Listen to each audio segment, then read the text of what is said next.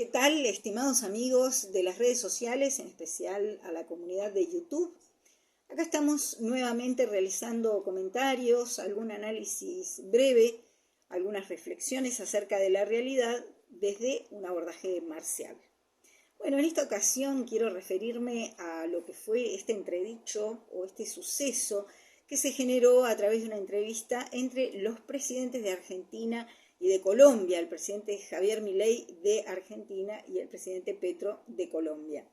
Muy interesante, quiero puntualizar la reacción o la respuesta del presidente Petro ante el calificativo de Javier Milei.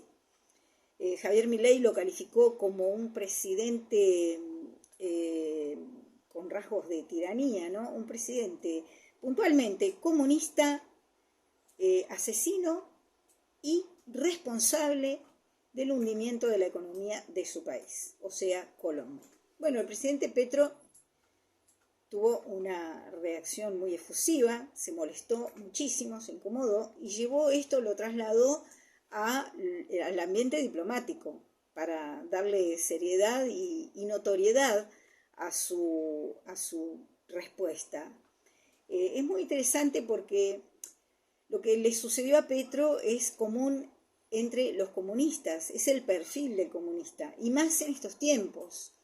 ¿Por qué? Porque el comunista se jacta y es orgulloso de ser comunista, pero al mismo tiempo es como contradictorio o disonante a nivel de conciencia, porque al mismo tiempo al comunista le molesta profundamente que le digan comunista. Es como contradictorio, ¿no? Bueno, al presidente Petro le molestó que le dijeran comunista, asesino, claro, porque, a ver, cuando un comunista es identificado como comunista, en este momento de la era, ya en este momento de la historia de la humanidad, ya está incluido su antecedente como militante comunista. Y se sabe que los comunistas, cuyo único objetivo es tomar el poder de la ciudadanía e instalarse en el Estado como institución para regir el gobierno, ese es el propósito del comunista, lo han hecho desde principios de siglo a través de las armas, especialmente aquí en Latinoamérica. Entonces, como esta estrategia dio resultado hasta un cierto punto y después fue obsoleta, eligieron tomar otro camino para llegar al Estado. Entonces, en ese momento fue que los comunistas se disfrazaron de socialdemócratas porque el camino que eligieron fue hacerse de fueros judiciales, fueros legislativos, y bueno, ir mimetizándose en los ambientes universitarios y en todo tipo de instituciones que tuvieran que ver con el Estado y que tuvieran algún tipo de regencia sobre la ciudadanía. De esta forma, ellos usaron el propio poder de la ciudadanía para hacerse en cargos de administración pública en el Estado, y entonces tomaron de rehén al Estado para luego devolverle a la ciudadanía una especie de institución plagada de privilegios. De ahí surge este núcleo de administradores públicos llamados la casta o denominados como la casta. Ellos forjaron una especie de pseudo realeza o una realeza del siglo XXI,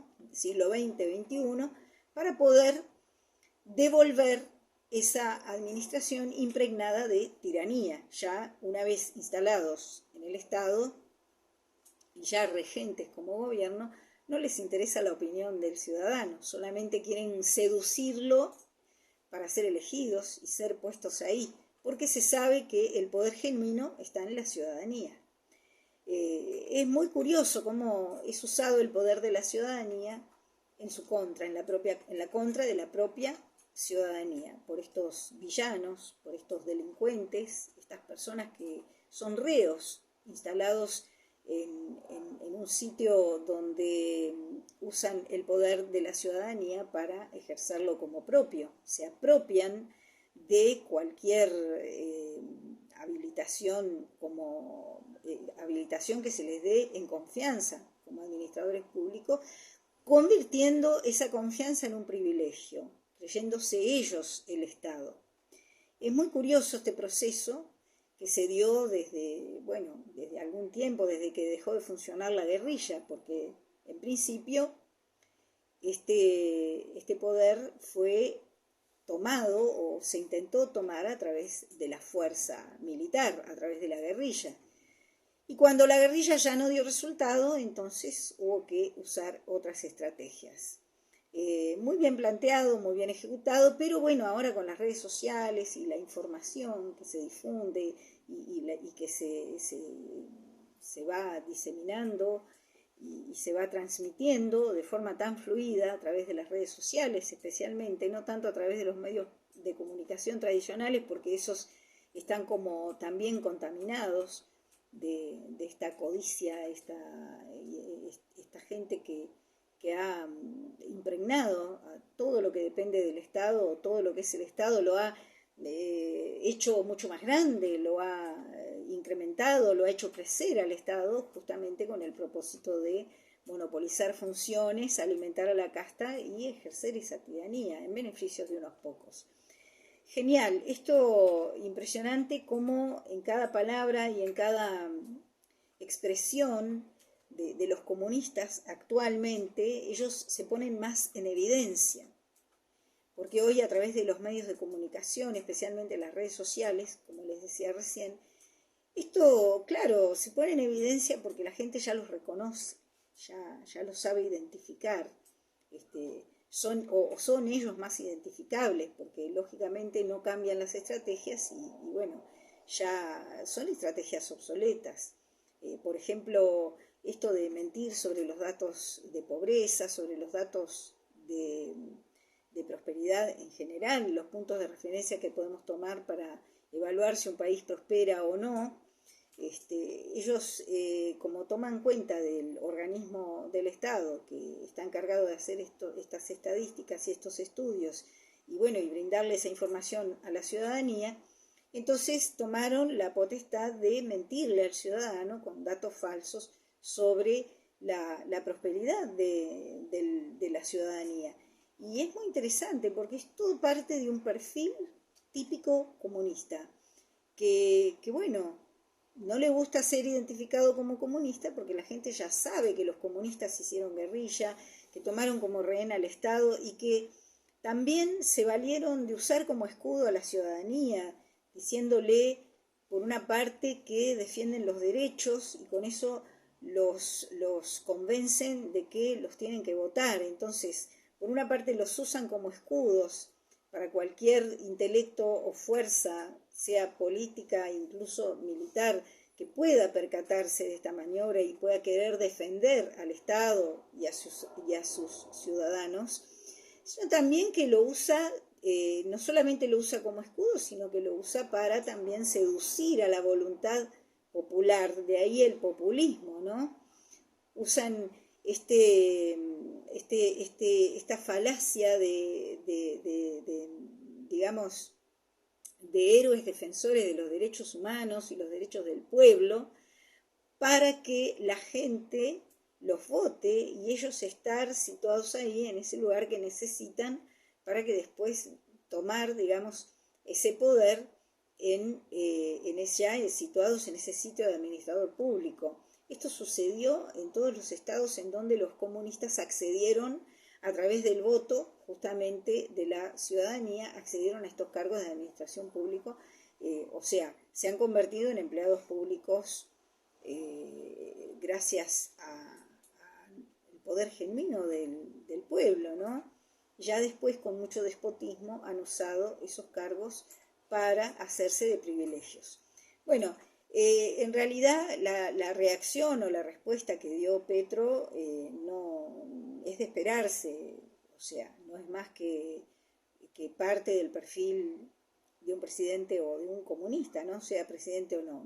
Les disgusta ser identificados comunistas porque se sabe que los comunistas han sido guerrilleros y han sido asesinos. Y bueno, después han tomado otros caminos para poder usurpar el poder de la ciudadanía, porque ya les digo, ese es el objetivo del comunista, usurpar el poder de la ciudadanía, es la codicia, ¿no? Ese hambre de poder que tienen para poder ejercer autoritarismo en beneficio económico, porque en definitiva el último beneficio que les va a reportar todo este proceso es el beneficio económico. Se sabe que las fortunas de los comunistas más famosos de la historia han sido las fortunas más escandalosamente obscenas, como la de Fidel Castro, la de Chávez, la de Maduro, inclusive sus hijos estudiando en países capitalismo, sistema económico contra el cual despotrican y son prácticamente antagónicos. Ellos se definen como antagonistas, ¿no? Enemigos del capitalismo, y sin embargo, en definitiva, ellos usan otros medios para llegar a los beneficios que brinda el capitalismo. Lo que pasa es que van por otro camino. A ellos no les gusta trabajar, no les gusta esforzarse, no les gusta la disciplina, no les gusta reconocer méritos, no les gusta hacer mérito, o sea, les disgusta muchísimo. ¿Por qué? Porque, bueno, hacer mérito propio implica eso, implica trabajo, laboriosidad, implica muchísimo esfuerzo, muchísima disciplina. Entonces, digamos que eligen otros caminos para llegar a el mismo fin. Ellos quieren disfrutar de lo que, justamente de lo que brinda el capitalismo, de los beneficios que brinda el capitalismo. Son en cierta forma capitalistas encubiertos, ¿no? Disfrazados de socialdemócratas y de benefactores públicos, de defensores de derechos humanos y de derechos de la ciudadanía. Pero en realidad, ya les digo, al ciudadano lo usan como escudo para luchar contra el capitalismo, o cualquier fuerza política que los identifique, porque lógicamente ellos luchan con cualquier persona que pueda identificarlos y definirlos públicamente, como lo hizo Javier Milei en este reportaje. Fue realmente hasta cómico, porque bueno, era de esperarse la reacción de Petro, ¿no? Muy gracioso.